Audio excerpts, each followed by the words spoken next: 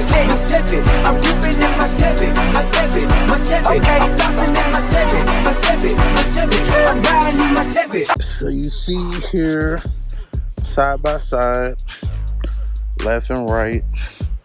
Left is gonna be our higher stall, 3100, the 3500 from JX, and then you got your stock converter here from the factory or some aftermarket place, but just stall, just a good old fashioned regular degular stall, factory stall. So when you upgrade the paint, this is the way I understand it. When you upgrade the cam, you move the power band. So when you install the stall,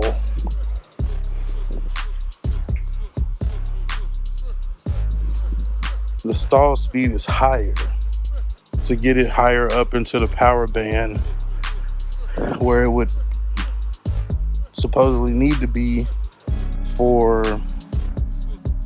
the new cam or whatnot. So we were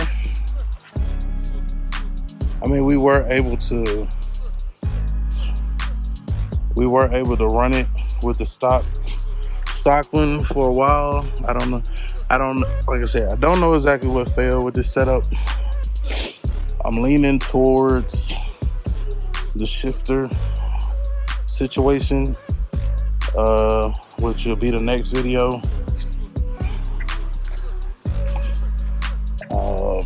But yeah, so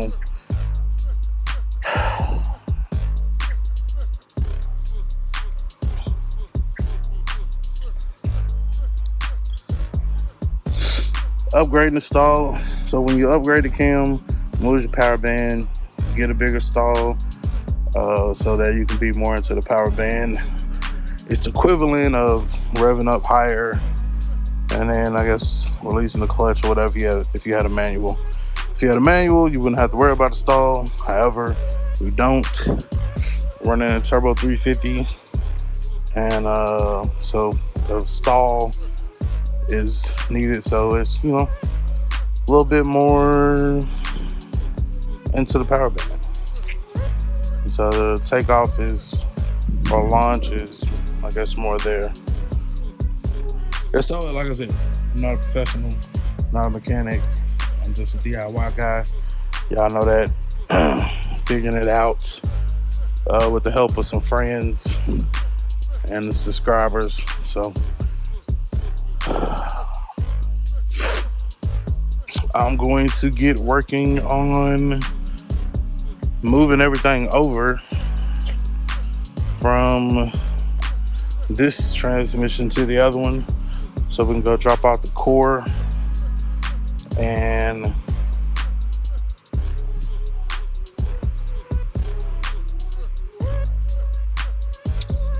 once we get everything switched over,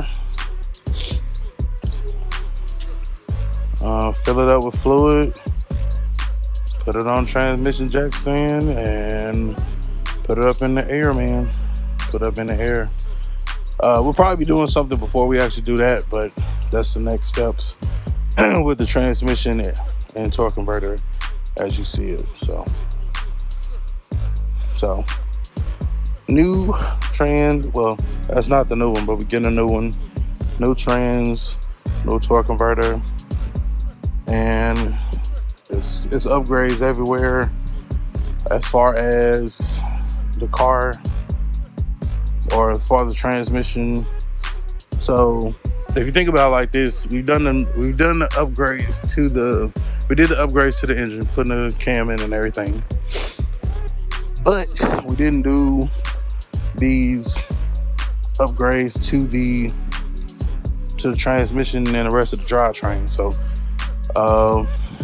we are going to, I guess, pretty much be taking it a step at a time. So we did engine first, now we're doing transmission. Transmission has like a shift kit in there, some other stuff that's gonna have it handle a little bit more power, and the stall, and a new transmission cross member, so transmission won't be getting so the exhaust won't be getting low. So I got the humps in there. See if y'all can see it here. I just got it kind of sitting up there, but yeah, that's the new cross member. It was in the last video. Go check that out. So yeah, new torque converter, new transmission, new cross member, and then the next major step will be the posi and the gears and the axles for the rear end. And then Yellow Boy / Sunset is done. As long as I don't tear up another transmission.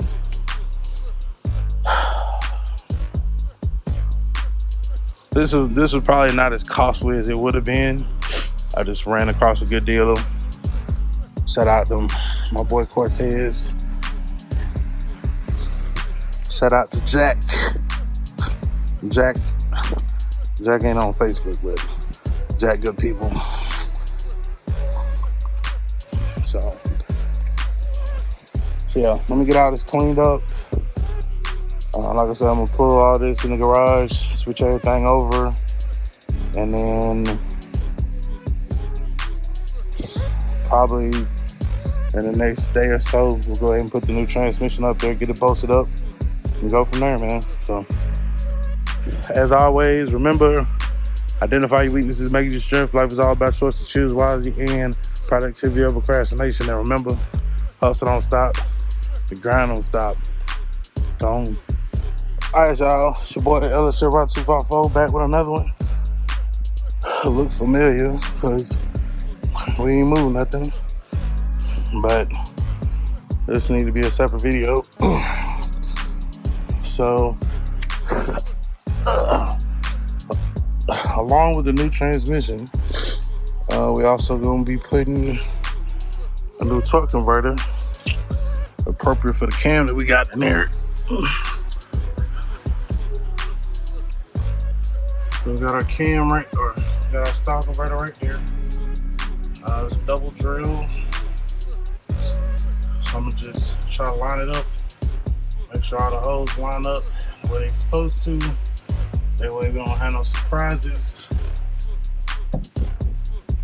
No surprises when we get ready to put the transmission and everything up there as one unit. So give me a second, let me get it up there and I'll cut you back on. Alright, so we're just holding it up there so we can see what we got. So as you can see,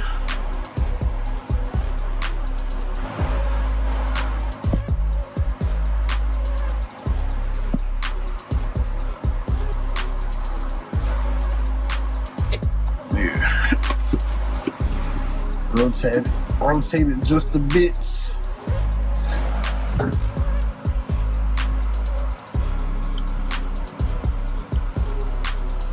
And that will line up.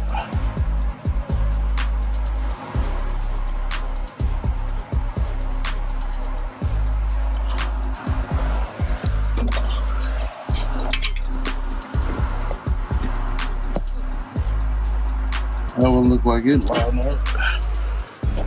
Alright, let's see.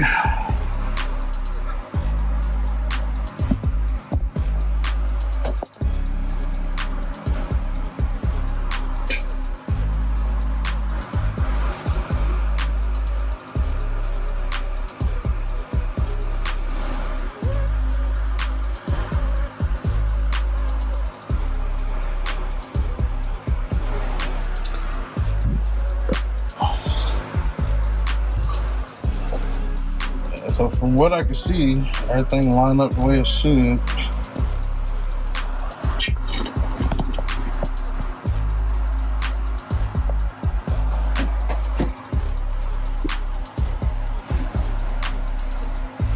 Now that one looked kind of funky at the angle, but it's actually good.